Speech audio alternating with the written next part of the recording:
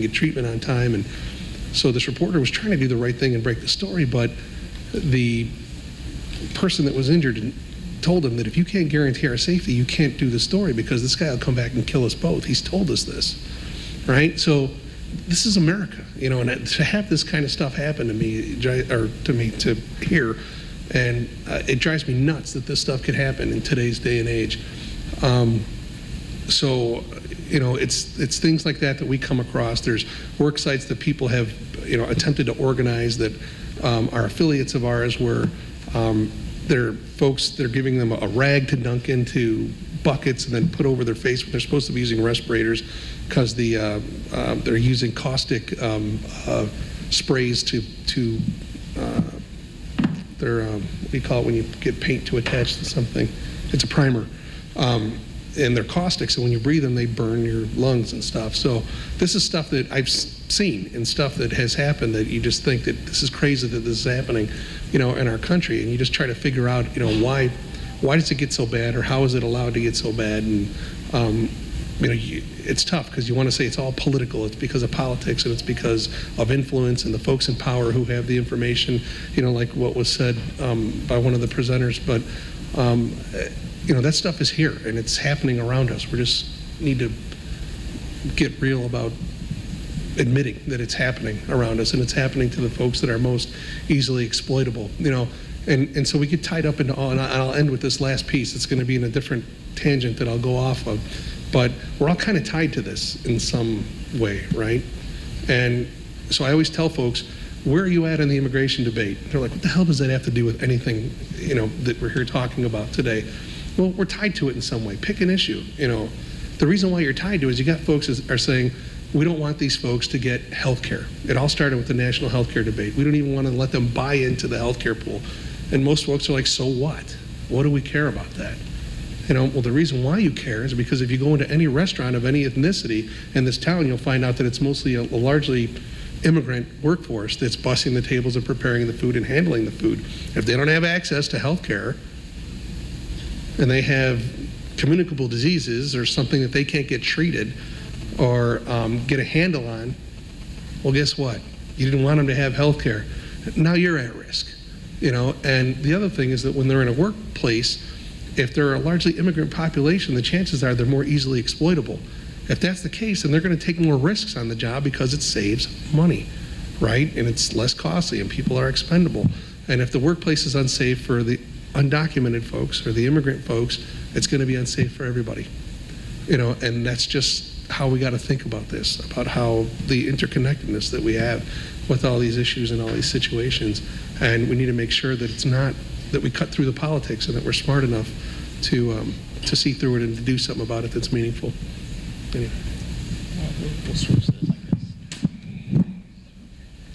Well, first, this was a great session. I want to thank both of the speakers. I just want to say three things, and then I want to sort of justify a little bit each of those three things. First, I want to tell everybody, go to Hull House after this, okay? Make sure that you go. Don't sneak home or anything. Go to Hull House. I don't know how long the exhibit's going to be up. It's going to be up for a couple more days, or? No, it's up indefinitely. Okay, well, but go today, because otherwise you'll never get back. Forget you heard that. The second thing I want to say is read Alice Hamilton's autobiography. If you haven't read it, you don't have to raise your hand. Oh. And even if you've read it, reread it. Read her autobiography.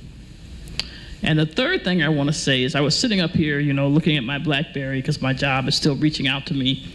And I got a text just a few minutes ago from the Chicago Federation of Labor, which informed me, so I will inform you, that at 8:30 tomorrow morning at 151 East Wacker, picketing the Hyatt Hotel, Brother Trumpka will be there. So if you have a minute or if you want to run over there before you go to the NIAS meeting, join that picket line. Now, why those three things? Well, first, obviously, people that are here, they were either forced to come because they were students, or they think history is interesting, okay? And history is important, and it really, you know, it's alive. I know, you know, my granddaughter's like into the Twilight and the vampires and the, you know, I was never into that horror. But anyway, in a way, history is like ghosts walking along the street next to you. I mean, it's there. And you bump into it all the time, whether you realize it or not. And so let me just make two observations about historical importance. So you should always ask, how the hell did we get, how the hell did we get in this mess? How did we get here? That's history.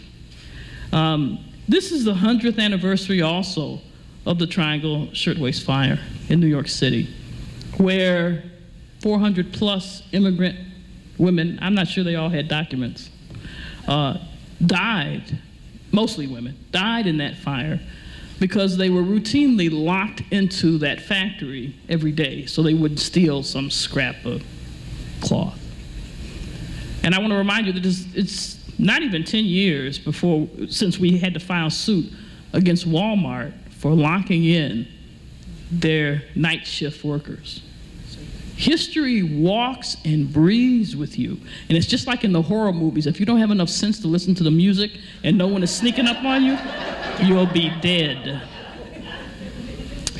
The second point I made was read her autobiography. And here I really want to reach out to the students. Why read her autobiography? Because not because you learn interesting things about her, though you will, and it's easy and fun to read. You know, it's not like your textbooks. In that autobiography, she really discusses the real scientific method. And we do a disservice to our students today because we don't teach you science. It's a fascinating notion. You know, science is not a collection of facts. We don't teach science, even in our colleges and graduate schools, you know? So deciding whether you're going to do a qualitative or quantitative thesis has nothing to do with science. And God knows SAS has nothing to do with the code. SAS code is not related to scientific methodology, okay? These are tools. You know, back in my day, the biggest, you know, when I went off to college, my biggest tool, I was cooking on all burners. I had a slide rule and a little portable Olivetti typewriter. And I was hot shit when I hit that campus. No, you know, they're not that far back. So make a distinction between tools that we may use at a given moment and science. And Leslie really outlined what science is. Discipline, observation. You don't have to know what you're looking at when you start off. But if you have a disciplined way of observing the world, you'll be mad as hell, and that's science. And then disciplined inquiry. What does that mean in English? That means being able to ask questions in a disciplined way. That's science. And in 1911, the tools you use were certainly different than what we use in 2011. But don't confuse the tools of academia, and they don't even have the best tools, by the way, with the scientific method.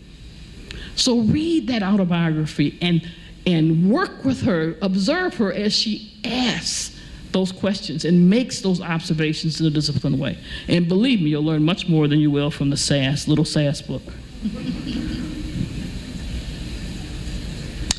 The last thing had to do with Trump kind of picket line. Now, of course, if you don't agree with the Hyatt workers, you shouldn't go to the picket line. But find some picket line that you agree with and go to it. To me, what Alice Hamilton represents is a melding. Actually, I shouldn't say it this way. It's a little, I think she is a true scientist. But it's a melding of what we now today call a scientist and activism. Unless you're one of the few academics whose salary and career depends on peer